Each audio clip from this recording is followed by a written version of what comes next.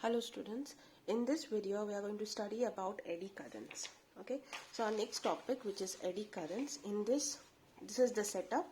So in this setup we can see that there are two strong magnets which are taken, okay, and they are arranged in such a way that they are opposite poles. Okay, so this side of the magnet, this magnet has a north pole, and this magnet is facing towards the north pole, and this side of the other magnet is a south pole. Okay, in between the two magnets we have attached a string, and to that string, okay, we have taken a copper plate. Okay, so one copper plate is taken which is attached to a string, and on top it is fixed. Now this copper plate, it can oscillate in between like a simple pendulum. Like it can go to and fro like a simple pendulum in between these strong magnets. Now if this copper plate, it is allowed to swing between the two strong magnets like a simple pendulum, what is observed is, when we do this experiment, what is observed is after a certain amount of time, okay, its period is damped. Period is damped meaning after certain oscillations, okay, the copper plate, it starts to slow down. Like these oscillations, they start to slow down, okay. So but it is not as fast as the same speed as how a simple pendulum happens. Okay, you can visually see that, okay, this damping occurs, as in it will take a first round. After the first oscillation you will see that its speed is decreasing. After the second, its speed is decreasing. Now this is happening because of a particular reason, and we will see what it is. Now why it is coming to a stop after a certain time is because when the copper plate, it is moving between the two magnets, okay, there is a magnetic flux that is occurring in the plate. Okay, now what is happening is that when that plate is coming in this extremity, its magnetic flux is in one direction, but then when it moves on the other side, the magnetic direction of the magnetic flux changes. So when it is oscillating, okay, the magnetic flux which the copper plate is having inside the copper plate, it starts to change. Okay, this change in magnetic flux opposes the motion of the copper plate. Okay, and because of this oppose of the motion, okay, there is something called as an eddy current that takes place. Okay, so the copper plate, there is an induction, or there is an introduction, or there is a production of something called as the eddy current into the plate. Okay, now the direction of this eddy current, it is in opposite, okay, as that of the motion. Okay, it opposes the motion of the copper plate, and thereby it stops, it damps it. Okay, and finally it brings it to rest. So this is how eddy currents are produced, and this is how eddy currents work. Okay, so I will repeat again exactly what is happening.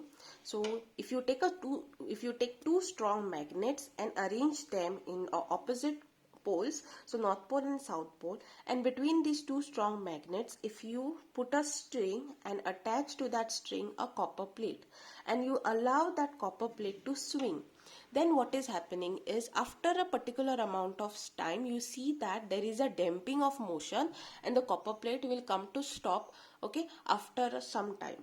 Now why is this happening? This is happening because when the copper plate is in one direction, it is having some amount of magnetic flux. There is a magnetic flux that is being produced because of the magnets. Okay, but because this copper plate, it is swinging, okay, there is change in this magnetic flux. The direction of the magnetic flux changes. You can see it over here. Over here it is in clockwise direction, here it is in anti-clockwise direction. So as the copper plate is coming in the magnetic field and going outside the magnetic field, okay, its magnetic flux keeps on changing. Due to this change in magnetic flux, there is a current that is produced in the copper plate, and that current is called as eddy current. Now what does this eddy current do? This eddy current, it opposes the motion of the copper plate, and thereby stopping the motion, stopping the copper plate from swinging. Now this can have an advantage also for us, it can have a disadvantage for us also. Okay, so if I don't want the copper plate to stop swinging, if I don't want this damping to occur, then what do I do is, then I make holes on the copper plate. I make small holes, or I make these gaps as shown in the second diagram. Okay, so when I do this, what is happening is that the total surface area is reduced. Okay, now if you see that magnetic flux over here is thereby greatly reduced. Okay, so since this magnetic flux is reduced, okay, the damping will reduce and the copper plate will swing more as compared to this part. Okay, so if you want to reduce the the damping, then what you have to do is you have to make holes to the copper plate. Now we will understand some of the advantages and disadvantages of the eddy currents. So first we are going to talk about the disadvantages. So eddy currents, they are undesirable, okay, because what they do is they heat up the core, okay, in certain in the devices wherein they come across. For example, eddy currents are produced in transformers, electric motors, so certain devices in which eddy currents are produced. Okay, one simple example is a transformer, and because of the presence of this eddy currents, what is happening is there is a heat that is being produced, okay, inside the instrument. So this becomes a disadvantage when there is a heat produced, because there is loss of energy, okay, when heat is produced. Okay, so this amount of heat, it is proportional to the amount of current, to the amount of square of the current. Okay, so how much heat is being wasted, or how much heat in the form of energy, electrical energy, that is being going out wasted, okay, it is directly proportional to how much of current that you are sending in the transformer. Okay, so if I reduce the eddy currents, there are different methods to reduce eddy currents. So by reducing eddy currents, I can reduce the amount of wastage that is occurring. So one example of reducing the eddy current I have just given you before in a theory over here only, that is, you make holes to the copper plate, okay, and thereby the surface area will decrease, and decrease in the surface area means less flux, and therefore there will be less eddy currents. Another way of reducing eddy currents is, rather than using a big block of mass, okay, big block of metal, okay, what we can do is we can use thin sheets. Okay, so rather than using a big block in our instrument directly using big metal blocks, rather than that, what we can do is we can make sheets, okay, small sheets we can use, and in between the sheets we can put an insulator. So if there is one sheet, then after one sheet I put an insulator, then I put the second sheet, after that second sheet I put another insulator. So like that we can make we can use sheets, and in between sheets we can put insulators, and then make a big block, and then use it in our